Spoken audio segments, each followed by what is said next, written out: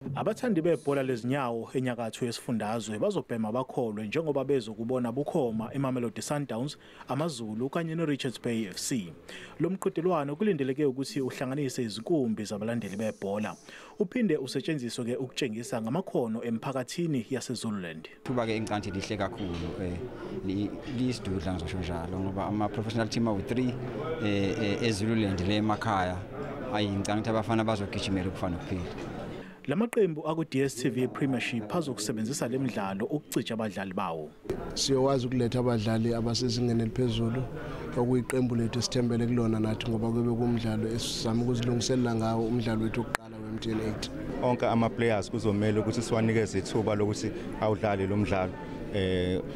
Ithuba lingaba lihle kungabe khona ukuthi siwine umdlalo oqala ukuze namanye adlale futhi ama players konke kusahamba kahle abuke esingathi singakhala ngakho yabona nawo ukuthi simisele ukuthi kule tournament esoyidlala le IPrince sisebenza ngokuyikhandla. Ayizinkulungwane ezisishiyagalombili kuphela amathikithi azokudayiswa kanti lizokubiza u20 lilodwa.